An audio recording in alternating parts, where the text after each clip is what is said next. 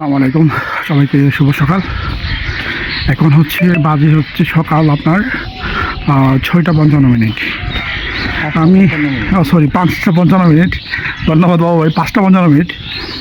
তো আমি এখন রয়েছি আমাদের বিদ্যাকুটের যে বাজার, সেই বাজারের মধ্যে রয়েছি।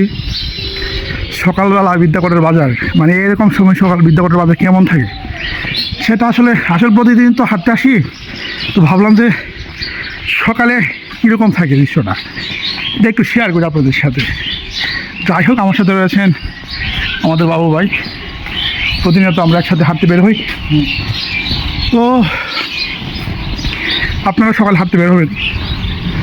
সকালবেলা ঘুম থেকে উঠে হাঁটাটা খুবই জরুরি দরকার আমাদের। তো বিদ্যাকুট বাজার ম্যাক্সিমাম দোকান কিন্তু বন্ধ থাকে সকাল 6টার দিকে।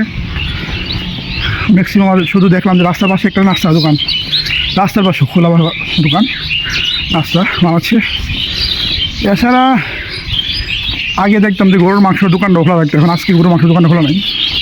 মানে মোটামুটি বাজার জনমানব শূন্য থাকে, মানে খুব কম মানুষ থাকে, যারা আসলে হার্লি বের হয় তারাই থাকে। আর পাখির কিচিমিচি শব্দ, এই যে পাখি, প্রচুর পাখি আছে। তো যাই হোক, এই যে একজন মাছ ব্যবসায়ী, আর এখানে আছে চায়ের দোকান। আসলে মূলত চায়ের দোকানগুলো সকালবেলা খোলে, কারণ অনেকে সকালবেলা ঘুম থেকে উঠে চা না খেলে তার পেটে ঘুম ভাঙে না। বাবা, আমরা ব্যাক করবো, দেখবই।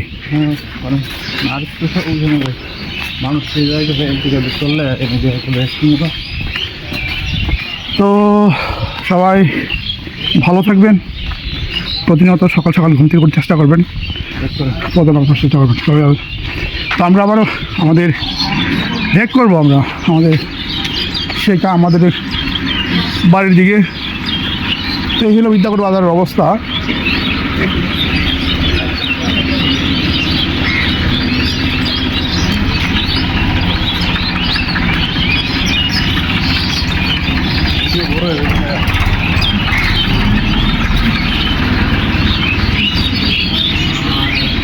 এই যে চায়ের দোকান খোলা।